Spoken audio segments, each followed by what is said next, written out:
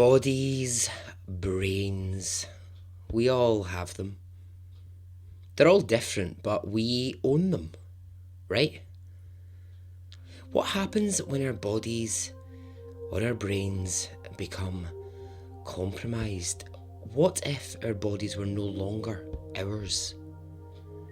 What can we control and what can't we control?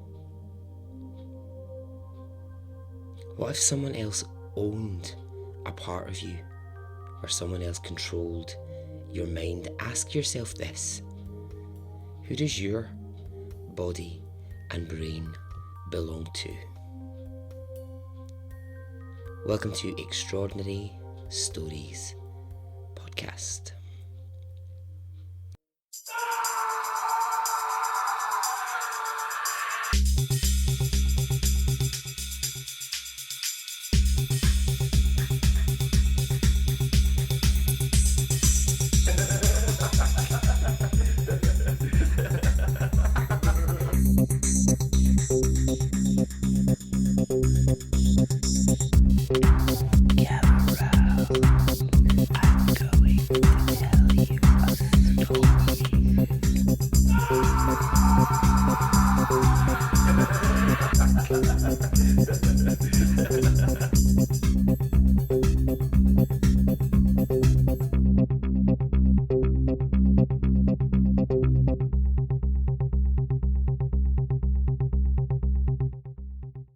Hey, how are you?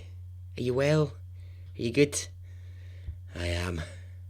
I hope everyone is well out there, coping with life, getting on okay. I must just say hello to new listeners, because we've had a fair few new listeners, so welcome along to the podcast and thanks for listening. I'm also just going to say a quick hello to Katie Downey, who was posting on the Facebook group the other day with her rather sexy new merch. So she had a I Heart Shouty Man t-shirt, so that was nice to see. So lovely. Okay, what I've got for you is a series of short stories which all relate to the body and the brain, the weird and the wonderful. Are you ready? Okay, let's go. Alright, this story focuses on two men, both quite different people, and it's about the ultimate battle that they will enter into. The first is a man called John Wood, and the second, a man called Shannon Wisnett. Right, let's start by talking about John. Now, there's a school of thought that says some people are born under a lucky star and some might be born under an unlucky star. Well, depending how you look at John's life, that's really up to you to decide. I mean, from the outside, you might say unlucky when you hear a few of the things that I'm going to tell you straight away about John. But let's start with where he is and where he was born. So he was born in Maiden, which is in North Carolina. And that's Maiden as in Iron Maiden. I would sing an Iron Maiden song, but I don't know any. Oh no, wait, I do. Hang on. Did they sing Poison running through my veins, yeah, poison? Was that them? I think it was. Right, so I do know an Iron Maiden song. Get me? Yes. Total rock and roll. Okay, so North Carolina. John was born into a wealthy family. His father was a furniture executive. I'm not entirely sure what a furniture executive is, but he was one. So I think what it means is I think he owned lots of different furniture companies. And John was always quite close to his father. They were quite a close family. Growing up, John was, and I'm quoting here, the rich kid in town. Because his dad earned money. And he had a big house and fancy things. John only had a small, select group of friends, and those friends were friends that also had a bit of cash. John did not, as a youngster, hang about with no riffraff. He was all about the rich kids. Now, he got this reputation as a bit of a rebel in town, and it's because of, well, it's things like he had a motorbike, he had cars when other people couldn't afford them. You know, he had things because his family were rich, basically. So he was this kind of like rebellious rich kid. But also, he was quite well known because he had quite a series of unfortunate events. John was quite unlucky. Get this, right? By the age of 38, John had escaped 13 near-death experiences. Wow. Oh my God. He had been electrocuted twice. He had been run over by a car and survived. He had nearly drowned. And he had been shot by a burglar. And yet, he survived. John also claimed that during his 13 experiences of near death, that he'd also had 2 out-of-body experiences in which he floated above himself and watched himself on the brink of death. These out-of-body experiences, man, they are just, that must be so weird. And I know a lot of people don't believe in them, and a lot of people do, but honestly, I just can't imagine what that must be like. If you sort of floated above yourself, I can't help but think I'd be like floating above myself going, why did you ever think that t-shirt was going to go with those jeans? You idiot. I mean, I'm sure I'd have, more things on my mind than being the fashion police, but yeah, weird, Weird. Okay, one of the things that John liked to do was to fly. So he'd had flying lessons in his 20s. And quite often him and his dad would hire a plane and go flying together. How that would kind of work is that John's dad would be the main pilot and John would be the co-pilot. So one day they go out on a trip. And John doesn't know this. But this is about to change his life forever. John and his father are flying around in Carolina when they start to run into trouble. And they have to work really hard to control the plane. John, as the co-pilot, is doing everything he can to help his father. They've run into really bad weather. And his dad is losing control quickly of the plane. And before too long, they crash. Now, John, as I said, was no stranger to life-threatening events, but this one was different. John would be really badly injured in the crash. So badly, in fact, the paramedics told him it was a miracle he had survived.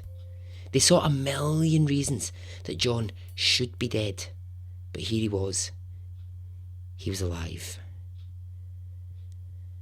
What had happened is that he had really badly damaged his left leg.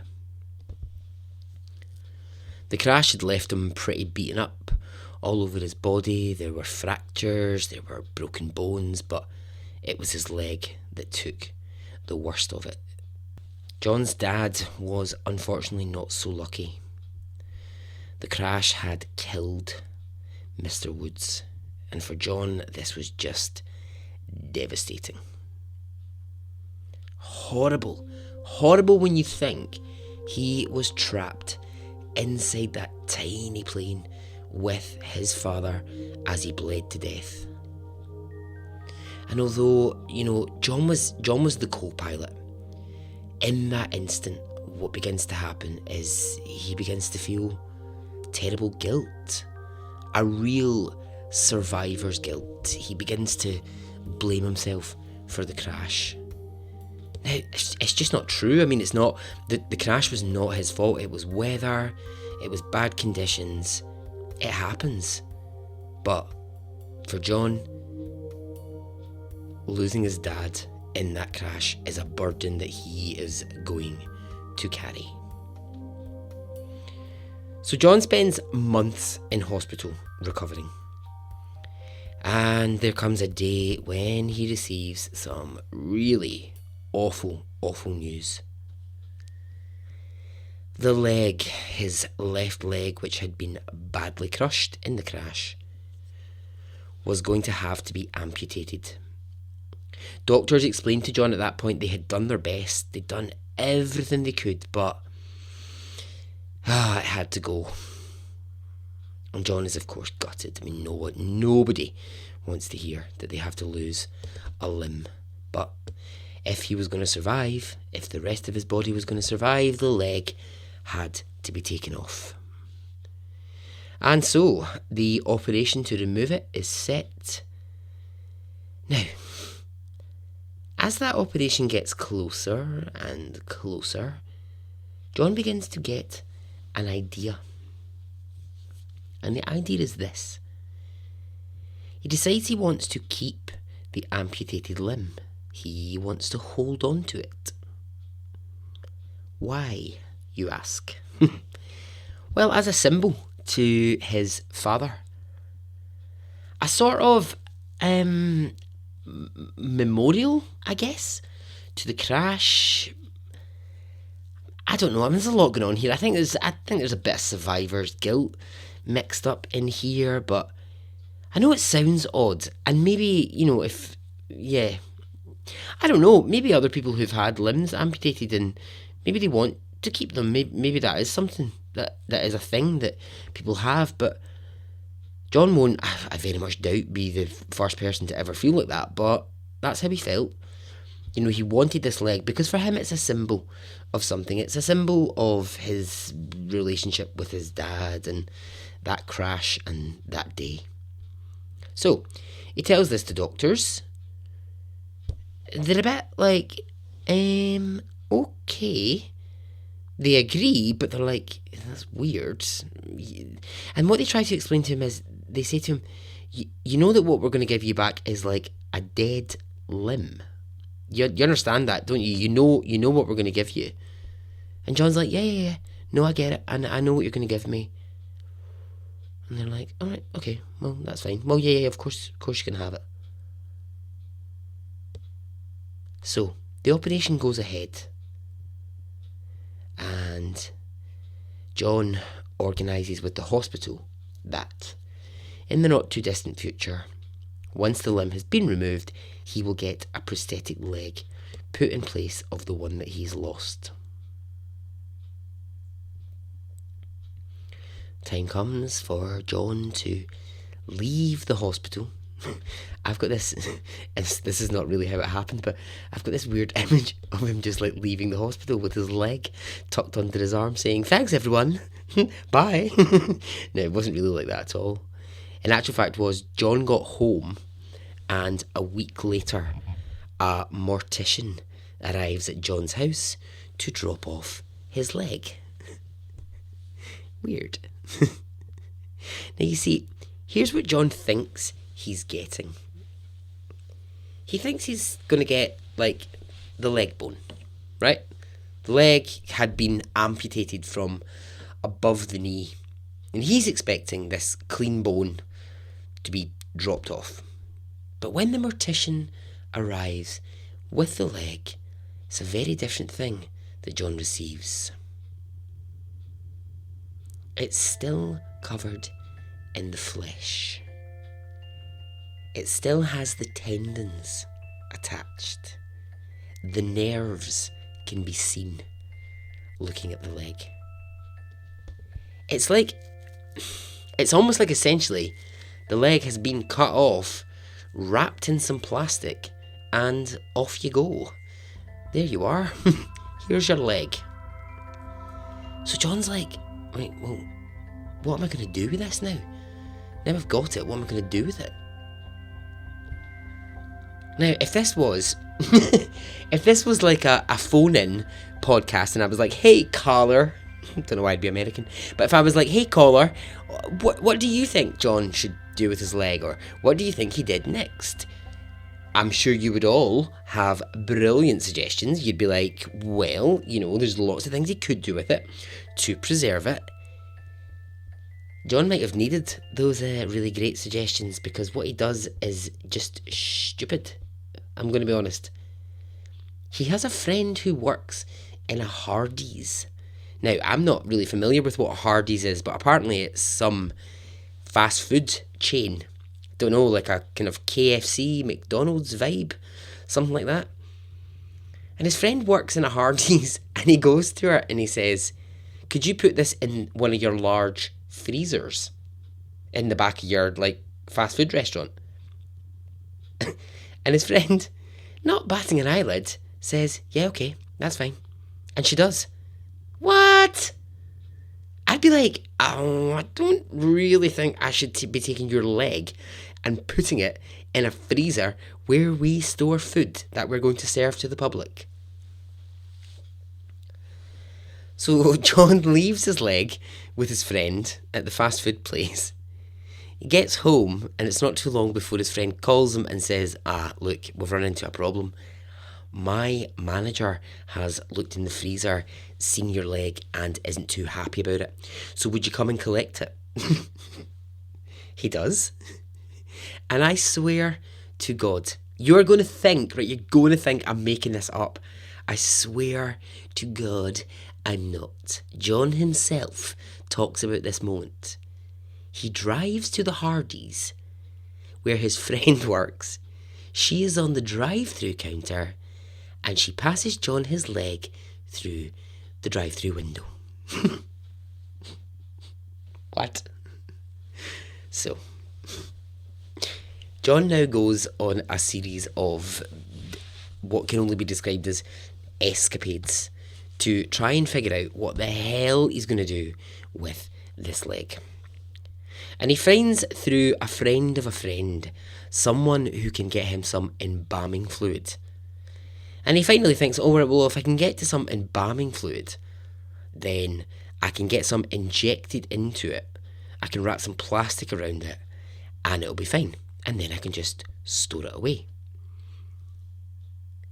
So a few weeks later, John gets fitted with his prosthetic leg, and he thinks, right, okay, it's time to just move on with my life. But the next few months and the next few years for John are going to be exceptionally tough. The impact of the crash and the impact of losing his dad in that way and being in that plane, it really hits him hard. It really takes its toll on him, and he turns to drugs, he turns to alcohol, and it's sad to say, but John basically just starts spending through all of his money on drugs. And it's not too long before he really starts to lose control of his life.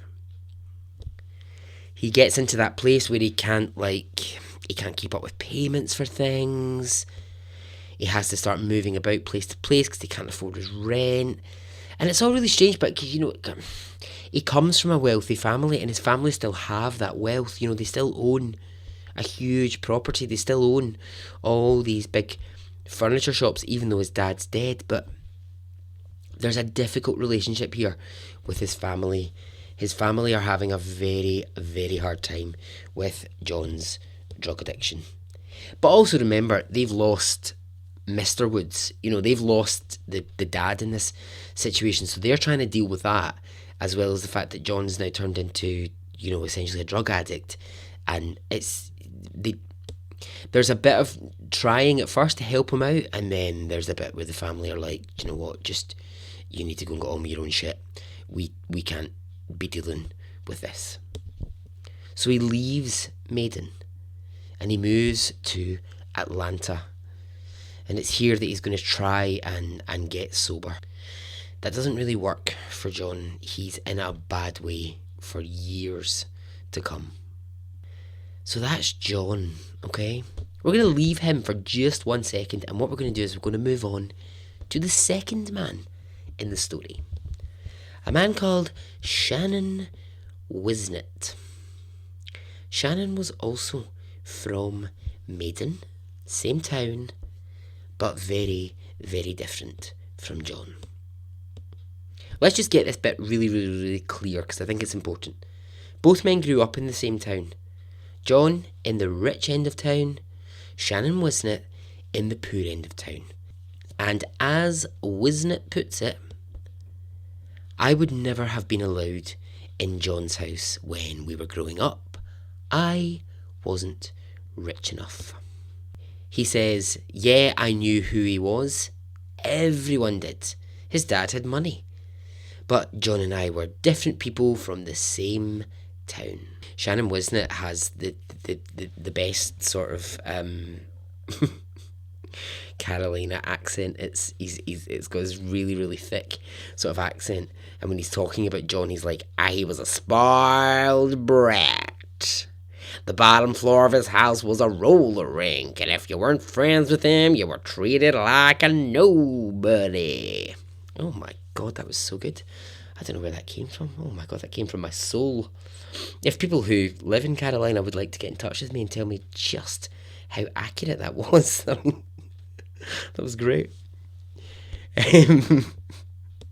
Shannon Wisnett says in an interview, and I think this serves as a really good introduction to him, I always thought I'd be famous. Maybe a movie star, or a comedian, or I'd get my own TV show. You see, I'm quick as a cat with the jokes. This is, I don't know what I'm doing here. I'm kind of partly doing his accent, I'm partly not doing his accent. I don't know what's wrong with me. Anyway, he basically has this opinion of himself, Shannon Wisnett, that he is this hilariously funny guy, and that everyone in the world should know how funny a person he is. He gets described as a wheeler dealer, a real self-made man, an entrepreneur. What he's kind of known for, Shannon Wisnett, is turning essentially trash into profits. So he goes around a lot of like car boot sales and auctions, and he buys things really cheap, and then he like tries to sell them for, you know, bigger prices. He's quite a big personality in Maiden, and, you know, obviously thinks himself quite the comedian. So Wisnett is on one of his usual schemes to make money, and he buys a storage locker. Those fascinate me, those things. Have you seen that? Have you ever seen that TV programme? Is it Storage Wars it's called? Storage Locker Wars or something. Oh my God, it's so insane. When people like just buy these like storage lockers and they don't know what's in them. Love it. So, Wisnett buys one at an auction. When he opens it, he doesn't think much of it. There's like a few bits of clothing. There's some golf clubs. There's an old smoker, or a grill if you're not from North Carolina. And he takes his few belongings that he's got from the storage locker home. So it's days later, right? Days afterwards, he decides he's going to root around and he's going to see what he's bought. So he's kind of like looking around. He's got the golf clubs, he's got the clothes, nothing of great interest. And he thinks, right, I'll take a look at this grill. It's closed, and he thinks, God, I might have bought something here that doesn't even open. So it does open. And when he opens it, Shannon Wisnett is in for a major surprise. Seconds after opening the grill, he calls 911. And when the operator asks what the call is about, he says, I found a foot. A left foot. It's plumb disgusting, and I want to barf. The operator's like, are you sure? Are you sure it's a foot? And he's like, yep, I bought this grill and there is a fucking foot in it. What do I do? The police at first are like, well, we don't really know what to tell you. Just hold on to it for now, and we'll come up with something. But this is unusual. This is very, very odd. So right now, we don't have an answer. Just hold on to it. And it's here that Shannon Wisnett gets an idea. And it's here that he will enter into a long feud and a bitter legal battle over a piece of another man's body that he has just bought at an auction. So John Wood is contacted by police who say, right, you've got to come back to Maiden and get your leg back. What an insane phone call. The reason that they need John to do this is that Shannon Wisnett is trying to make a tourist attraction out of the leg. John's furious. And he wants that bit of his body back. And he's going to get it. Now, how did it end up in the grill is a very good question, right? How did it end up there? Well, basically it was this. When John was, spiralling into alcohol and drugs, he had to keep moving about from place to place, and he didn't really have a fixed home. And what he ended up doing was he ended up just putting the leg in an old grill that he had. And when the time came for him to put stuff in a storage locker, he just moved it in there, not thinking that he would never see it again or that someone else would buy it. But yeah, he just basically lost control of his life, essentially, and so he lost control of the leg. But now, Shannon Wisnett is like, this is mine, I've got this, and I'm going to make something of it. I mean, he's putting signs up in his garden telling people that for a price they can come and see the leg. For fuck's sake, man, this is a joke. I mean, as ridiculous as this is, and I realise how ridiculous this is, it does raise the bigger legal question of who does actually own this bit of John's body? Because it came from his body, so you'd think he would legally own it, but actually you'll have people that say, well, he can't have cared for it that much because he left town and he left it behind. If it was this amazing memorial to his dad, why did he just leave it? And then other people will say, well, actually, yeah, but remember, he's in the absolute throes of drug addiction and he couldn't keep track of anything. So, he wasn't really in his right state of mind. And also, you've then got this opinion, well, Shannon Wisnett did buy the storage locker, so essentially, it's his property. John comes back to Maiden, and the battle begins. The two men, they fight publicly over it. By now, Wisnett is calling TV crews and asking them to put this story on TV. He wants recognition. He's gone as far as coming up with events around the leg, such as, oh my god, wait till you hear this, an Easter leg hunt around his property, for fuck's sake, where he sells tickets for people to come and hunt for the limb, which he's hidden. So he'll do things like hide it in a tree and people have to find it. Wisnett is convinced that he is going to make a fortune out of this. And yeah. What makes this even weirder, right? You couldn't even, again, you could think this story was made up. This just makes it even weirder. Wisnett has his own problems with his body, right? His body is not in peak, tip-top condition. Guess what his problem is? Take a wild guess. It's in his left leg. He has a weak left leg and he's had it for years. Honestly, this story, you literally could not make that bit up. So Wisnett's selling tickets to see the leg, to hunt for the leg on his property for $5 a ticket. He says this, and I'm just going to warn you, if you're eating, I would maybe stop while I repeat to you what Wisnett has to say. He says people come to see this leg not because it's just a leg that I found in a grill. It's because they want to see the cholesterol actually dripping out of it. Oh, I'm sorry, what now? So police come to Wisnett's house, and they say they're going to take the leg and they're going to put it in a funeral home. Wisnett is furious, of course. Absolutely furious. He goes to a judge.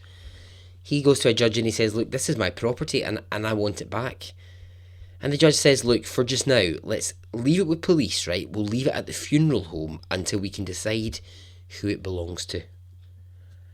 By now, the story has attracted the news, and the stations are running it as a nightly feature. It's being called Leg Watch. What's happening today? Where is the leg? Who does it belong to? Does it belong to the man it came from? Does it belong to the man who bought it? And Wisnett is actually becoming a bit of a minor celebrity out of this.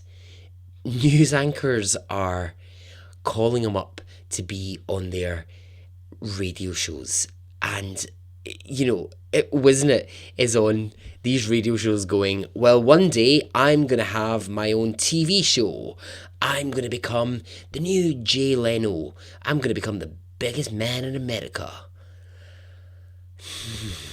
Are you? Really? So John Wood, back in Maiden, it decides it's full-on battle time. He wants his leg back.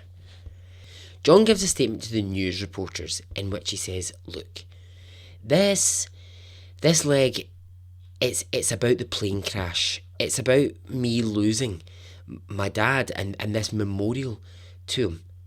But of course all that does is it just adds media interest. So what happens is this, the news decide that they want to set up a showdown between these two men, and they want it to happen in the car park or the parking lot of a Dollar General store, essentially UK version of the pound shop. And they invite these two men to come into the parking lot, and they basically egg them on to have a full argument on camera, because you see, this can go on their nightly news segment on Leg Watch. They can put this on. They can be like, oh my god, look at these two men. They're in this dollar store parking lot and they're battling over a bit of someone's body. I mean, they have the argument. Yes, the news get the segment that they want. Fine. On a much more human level, I guess I would say, John actually tries to appeal to Wisnett off camera and says to him, look, man, this is just ridiculous now. Can you just give me my leg back? Like, can you just give me it back? But Wisnett's not. No chance is he going to do that. No way, Jose, is he giving that leg back, because he's like, I'm going to be famous. I've got camera crews. There are rumours of documentaries to be made. Someone wants to make a film of my life about this discovery of a leg. I mean, get a grip of your actual self here. So he's going to fight for, his right to hold on to what he bought. Then the battle turns even uglier, because now with increased media interest, both men find themselves with a camera sort of shoved in their face all the time, and they have to talk about it. So what Wisnett's family do is they actually start to attack the Woods family in general. They go after John Wood's dad, the man who died in that crash. They start saying he was actually a horrible man, and everyone in town knew it. He was a misogynist. He cheated on his wife. He swindled so many people out of money. Now, the Woods family, they have no option but to retaliate. And what they do is they essentially call the Wisnets trailer trash. So then the story takes on this kind of weird, like, class war. It becomes like a rich-poor thing. It started about being about the leg, and then it was a little bit about grief, and now it's a little bit about class. And the grief thing actually really becomes the angle. That becomes the hook for all of these reporters, because how they're trying to report it is John wants this back because it's a symbol of his dad. And then, like, John Wood's mum is, like, brought onto camera and made to talk about it, and you know, it's quite sad for her, really, in a way, because she's sort of going, well, I lost my husband, and now I've got a son who's a drug addict, and he's in this public battle over his leg, and she's embarrassed by it. She's actually like, it's so embarrassing for our family. It's mortifying that we're here. So yeah, there is a lot of silliness, there is a lot of stupidity and all of that stuff, but ultimately it does come back to the media trying to sell the story as being about grief. So Wisnet, he's continuing his campaign to become the new Jay Leno. And he'll say on camera, I'm pretty smart. I'm sure you've figured that out. I'm the best businessman you have ever met. And he's going to try and prove that to us by branding himself. So he brands himself the Footman. He gets merchandise made, t-shirts and mugs and beer coasters, and he calls himself the Footman. And he now starts to appear regularly on radio shows talking about finding the leg in a grill. So as he's doing this, John Wood decides he wants to try and stay as dignified as possible. He doesn't want to be in the press. But you see, of course, Wisnet's getting more and more attention. So what he decides to do is poke the bear. He's going on every radio station that he can get on and really dragging John's dad's name through the mud. He's telling anyone who will listen what a fraud this man was, because he wants a reaction. He wants a public battle. And it works. It really works. John Wood can't stand by and listen to his dad's name be dragged through the mud anymore, so he agrees to a TV interview. And he does one interview in which he just talks about the plane crash, and he talks about how much the leg means to him. And of course, watching, as horrible as this is, and it really is horrendous, and it says so fucking much about our society and how we view these things on TV, but essentially watching a man who is out his face on drugs on TV, having to relive the experience where he lost his dad, and then talk about how he's in this fucking ridiculous battle for his leg, gets amazing TV figures. And before you know it, John is being whizzed about all over the place to appear on lots of TV shows. And his family are sitting watching these interviews from home, literally with their hands over their eyes, because he is on screen on these interviews and he is so incoherent. His eyes are huge, he's stumbling about, he can barely get a coherent sentence together. But here's the thing with his family, they're thinking, we need John to really hit rock bottom before we can actually really help him. So they remove they didn't really have much support for him anyway, but any that they did have, any little phone calls that they ever made to him, just stop. And it's in the middle of all of this that John becomes homeless. He ends up living under a bridge in Maiden with absolutely not a penny or a belonging to his name. What a fucking mess this is. Now the legal question is still looming over all of this, and Wisnett decides he wants to take John to court over it. He wants legal rights on that leg, which, by the way, is still with the funeral home and not with either man at this point. So this gets passed to a judge. Another judge passes it to another one. No one's really sure what to do here. And it falls into the hands of a man called Judge Mathis. Judge Mathis has a TV show. Think of him a little bit like a Judge Judy. Or in the UK we have Judge Rinder, who is the campest man in town, says me. Yeah, so it's sort of Judge Judy vibes is what Judge Mathis is. He wants to feature the battle over the leg on his show. Now, you can imagine for Shannon Wisnett, this is amazing. Because he's like, great, more TV exposure for me. It's going to really seal the deal with me. I'm going to be dead famous out of this. Now, I don't know if this Judge Mathis show still exists. If it does, I want to watch it because he is sassy. He is like, not in my courtroom, madam. Get out of my face. He's proper brilliant. He's like, yeah, he's really good. So as you can imagine, right, the whole entire thing is a debacle. Essentially, the TV show just takes the piss.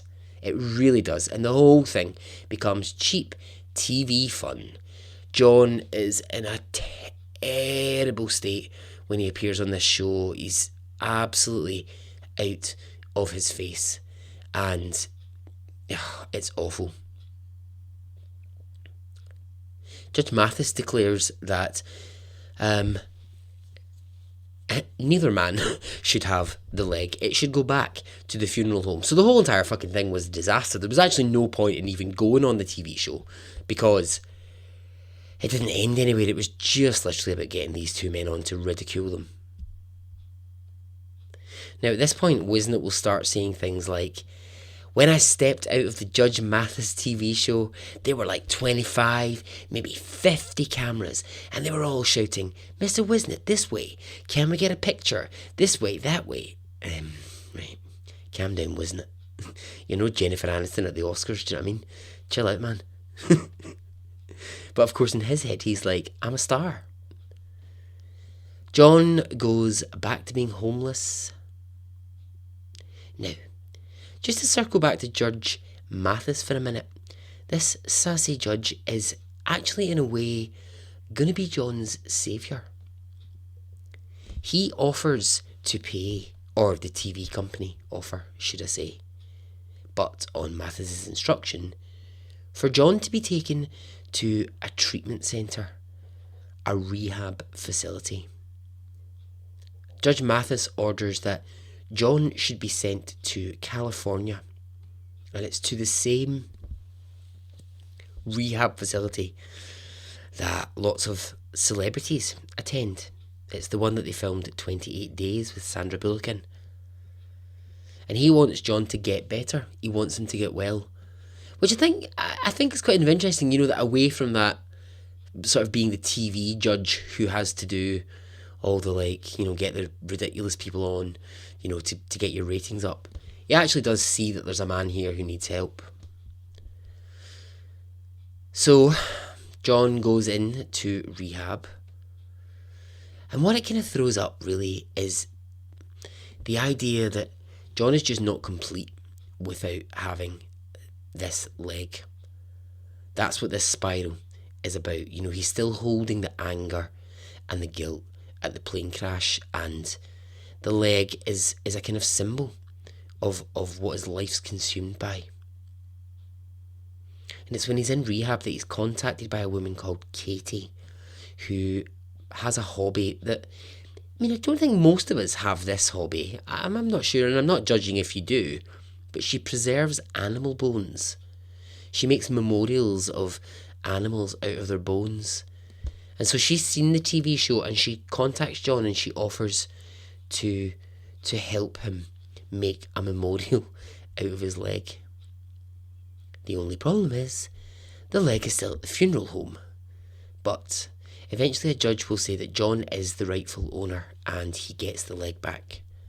Shannon Wisnett is furious. So, with his leg back in his possession and now 200 days into his recovery, he travels to see Katie, the bone preserver. And I'll spare you the details here, but she looks at the leg and she says, "Whoa, I have my work cut out for me." Because remember, as I said, the flesh is still attached. And the leg is in some horrific state by this point. But she goes about it. And what she does is she takes everything off of it until it is just the bone. And she encases it in reinforced glass. It basically looks like a sculpture, essentially. It's the leg bone encased in some glass. I mean, it's not a sculpture I would necessarily choose to put up in my house. But I don't know, you might see it in a museum somewhere, or you might see something with it. I don't know. But yeah, that's it. And she gives it back to John. John's now sober. He's got his leg back and he can start to move on. Shannon Wisnett. He gets a small part in a reality TV show, but the problem is I don't think he quite gets the context. He thinks he's been cast into some amazing reality TV show like, Big Brother, and it's going to launch him into this huge star. Instead, it's actually just a piss take of stupid people. It's another one of those programs that basically just tries to demoralise people and just make people look like fucking idiots, and they give him a central role within it. And all the while, it's Shannon Wisnett does a lot wrong in this story, and I don't think he's a good person, but it's sad to see him on camera being like, "I'm in this reality TV show and it's going to make me the next Letterman. I'm going to be huge." And actually, his family are on the sidelines going, "Oh my God, he's obsessed with becoming famous and he doesn't realise that he's in a reality TV show that's actually just taking the piss out of him." It all goes a bit south for Wisnett. Everyone's just telling him he's a joke. Basically, he's just a massive joke. The Footman is just so stupid. And he's being manipulated by TV. He's being made to look like a redneck idiot, basically. And when he finally sees that, when he finally understands that, he just goes back to his life and a sadness sets in. A real depression sets into Wisnett's life when he realises that he's not going to be the star that he thinks he should be. John Wood, he's lost the trust of his family. They've been through the ringer with him, and yet now he's sober, and that's great, but he's caused so much hurt in their life. He's brought so much public embarrassment over this leg business, and they just can't trust him. But over time, John tries really hard with his family, and they agree that they will slowly begin to accept him back. It takes time. It takes one relationship with a family member at a time, and it takes years. But John slowly tries to rebuild something with his family. Shannon Wisnett spirals into a really dark depression. This non-fame thing has really changed him as a person. His wife will say he's a stranger to this family now. So bizarre, isn't it? When you think that John Wood, his family, wanted to be really, really, really far away from him because they just couldn't cope with who he was. And actually they're the ones who are willing to kind of now let him back into their life a little bit. And yet Wisnett's family are like, He's just become a complete stranger. We don't know who he is. This entire leg business has altered him beyond all belief. Okay, to end, let me tell you how these two men, now in such different places, cross paths one final time. Both living in Maiden. Wasn't it now depressed and lost? John, stronger and better.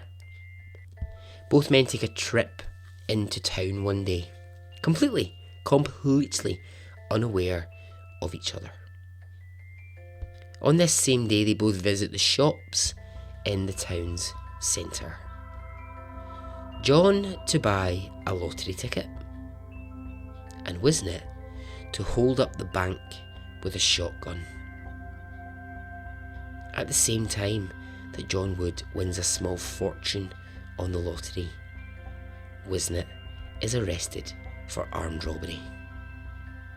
Neither men are aware of each other in those moments. Wisnet goes to prison for attempted robbery, and John carries on his life, now with extra money. And where is the leg? Well, John takes it wherever he goes, in a golf bag, and he says, I am never letting it out of my sight again. And so ends the story.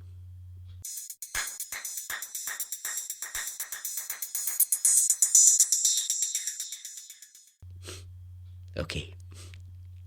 What a weird one. What a very weird one. Yeah. So strange. I think it's about so many different things. And essentially it's not about so many things, it's just about one thing, it's about a leg. Very weird. Anyway, I hope you enjoyed that. That was the first of the stories in the Body and Brain series. I thought I'd kick off with a bizarre one. Okay. If you want to get in touch, please do join the Facebook group. Say hi on Twitter, Instagram. You can also leave me a review, which would be a really nice thing to do. Thank you to Lady R, who left me a lovely review last week. 5 stars, and she just wrote, Barry, you are the queen bee. Yeah, I really am. Thanks. I don't know what it means, but I'm into it. I love it. Alright, okay. Until the next episode. Okay. Goodbye.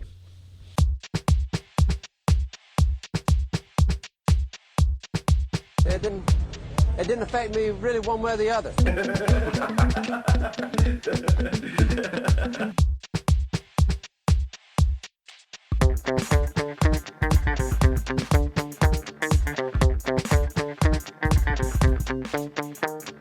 I would imagine from the look on his face, let's get it on, let's do it, let's get it over.